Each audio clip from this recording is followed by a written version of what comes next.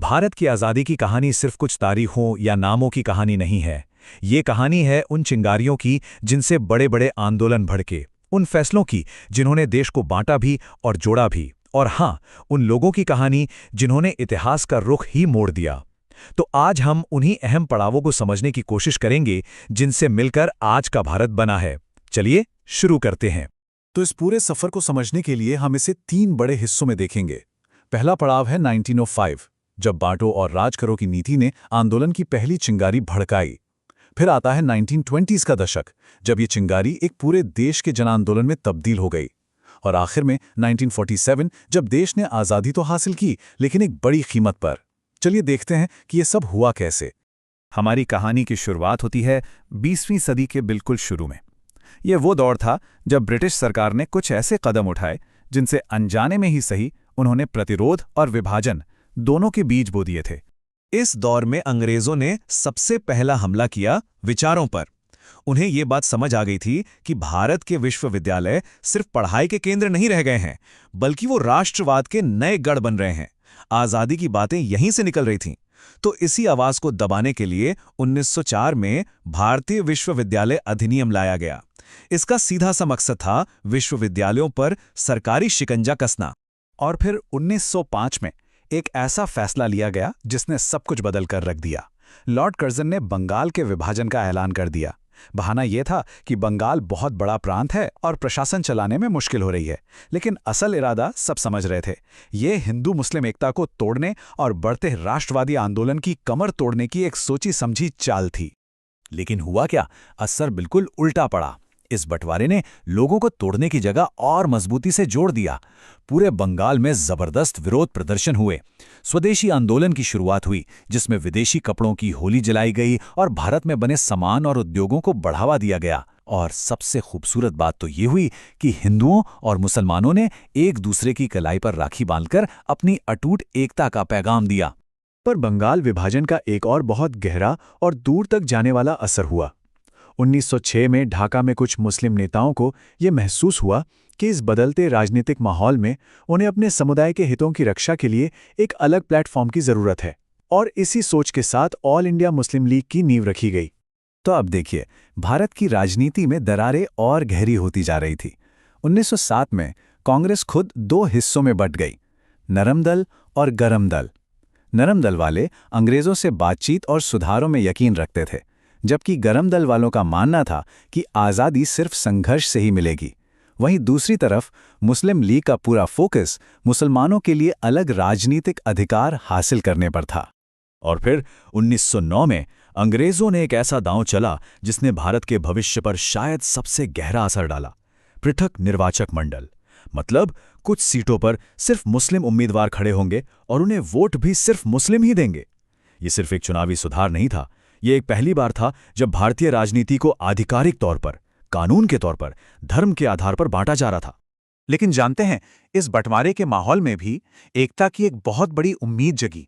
1916 के लखनऊ पैक्ट में कांग्रेस और मुस्लिम लीग एक साथ एक मंच पर आए। इस ऐतिहासिक समझौते में मोहम्मद अली जिन्ना की भूमिका इतनी अहम थी कि सरोजनी नायडू ने उन्हें हिंदू मुस्लिम एकता का राजदूत तक कह दिया। ये एक उम्मीद की किरण थी। इस समझौते में दोनों पार्टियों ने मिलकर अंग्रेजों के सामने अपनी मांगें रखीं। उन्होंने भारत के लिए स्वशासन यानी सेल्फ गवर्नेंस की मांग की और प्रशासन में भारतीयों की ज्यादा भागीदारी की बात की। ये एक बहुत पावरफुल मैसेज था कि जब भारतीय एकजुट होते हैं तो उनकी आवाज को अनदेखा करना मुश्किल हो जाता है। तो चलिए अब कहानी के दूसरे और शायद सबसे अहम दौर में चलते हैं। ये वो दौर था जब महात्मा गांधी के आने से स्वतंत्रता संग्राम कुछ पढ़े लिखे लोगों की राजनीति से निकलकर देश के करोड़ों आम लोगों का एक जन आंदोलन बन गया। गांधी युग का आगाज हुआ 1917 में बिहार के चंपारण से।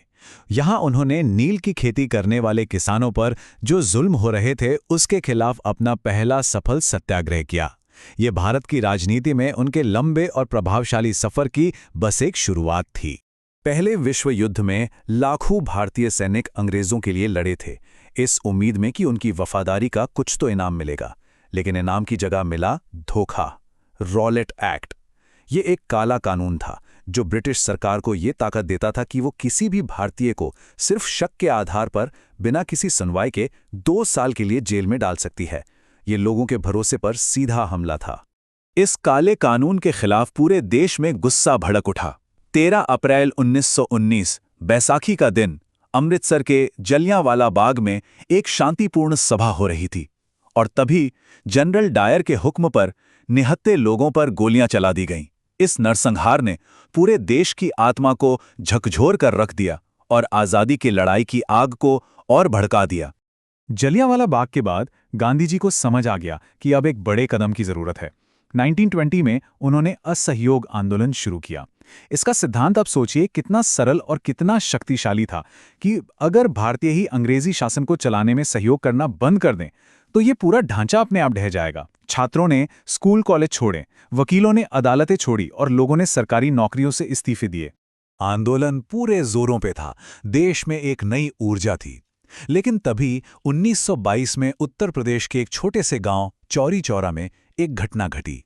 प्रदर्शनकारियों की एक गुस्साई भीड़ हिंसक हो गई और उन्होंने एक पुलिस थाने में आग लगा दी, जिसमें कई पुलिस वाले मारे गए। अब यहाँ एक बहुत बड़ा सवाल खड़ा होता है। जब पूरा देश एकजुट होकर लड़ रहा था तो एक छोटी सी जगह पर हुई एक हिंसक घटना की वजह से गांधी जी ने इतना बड़ा आंदोलन वापस क्यों ले लिया? जवाब उनके सिद्धांतों में छिपा था। गांधी जी के लिए अहिंसा सबसे ऊपर थी। वो कोई समझौता नहीं कर सकते थे। उन्हें लगा कि देश अभी इतने बड़े अहिंसक आंदोलन के लिए पूरी तरह तैयार नहीं है और उन्होंने तुरंत आंदोलन रोक दिया। कुछ साल बाद 1928 में अंग्रेजों ने भारत का भविष्य तय करने के लिए साइमन कमीशन भेजा। विडंबना देखिए, भारत का भविष्य तय करने वाली इस कमेटी में एक भी भारतीय मेंबर नहीं था। इसे एक सीधे अपमान की तरह देखा गया और पूरे देश में साइमन गो बैक के नारे गूंज उठे। साइमन कमीशन जैसी घटनाओं ने यह साफ कर दिया था कि अब आधे अधूरे सुधारों या रियायतों से काम नहीं चलने वाला। तो 1929 में कांग्रेस ने एक ऐतिहासिक फैसला लिया। अब लक्ष्य डोमिनियन स्टेटस या स्वशासन नहीं था, बल्कि था पूर्ण स्वराज, यानी अंग्रेजों के अधीन राज नहीं बल्कि पूरी तरह से आज़ादी। पूर्ण स्वराज के इस बड़े संकल्प को हकीकत में बदलने के लिए गांधी जी ने 1930 में सविनय अवज्ञा आंदोलन शुरू किया और इसकी शुरुआत हुई उस ऐतिहासिक दांडी यात्रा से जहां उन्होंने समुद्र के किनारे नमक बनाकर ब्रिटिश सरकार के अन्याय से भरे नमक कानून को तोड़ा। ये सिर्फ नमक बनाना नहीं था, ये ब्रिटिश राज की अवज्ञा का एक शक्तिशाली प्रतीक बन गया। और अब हम आ गए हैं अपने सफर के अंतिम पड़ाव पर। ये वो दौर था जब स्वतंत्रता संग्राम अपने चरम पर पहुंच चुका था। आज़ादी अब बस कुछ ही कदम दूर थी। ये निर्णायक कार्रवाई और बहुत गहन बातचीत का समय था। 1942 में गांधी जी ने करो या मरो का नारा देते हुए भारत छोड़ो आंदोलन का ऐलान किया। यह ब्रिटिश शासन के खिलाफ अब तक का सबसे बड़ा और आखिरी बुलावा था। संदेश बिल्कुल साफ था, अंग्रेजों अब भारत छोड़ो। इसके बाद तो जैसे घटनाओं की झड़ी लग गई। सत्ता ट्रांसफर की बातचीत बहुत तेजी से आगे बढ़ी। 1942 में क्रिप्स मिशन भारतीयों का समर्थन पाने में नाकाम रहा। फिर 1946 में कैबिनेट मिशन ने एक संयुक्त भारत के लिए एक जटिल योजना पेश की, पर वो भी सफल नहीं हो पाई। और आखिर में 1947 में लॉर्ड माउंटबैटन ने उस योजना को फाइनल किया, जो आज़ादी तो लेकर आई लेकिन अपने साथ विभाजन का दर्द भी लाई। और फिर 15 अगस्त 1947 को भारत आज़ाद हुआ। एक लंबा, मुश्किल और कुर्बानियों से भरा संघर्ष आखिरकार अपनी मंजिल तक पहुंचा। लेकिन ये कहानी यहां खत्म नहीं होती। ये हमें एक सवाल के साथ छोड़ जाती है। स्वतंत्रता तो मिली, पर उसकी कीमत क्या थी? एक तरफ आज़ादी की बेमिसाल खुशी थी, तो दूसरी तरफ बंटवारे का वो दर्द था जिसे भुलाया नहीं जा सकता। ये एक ऐसी विरासत है जिस पर हम सभी को सोचना चाहिए।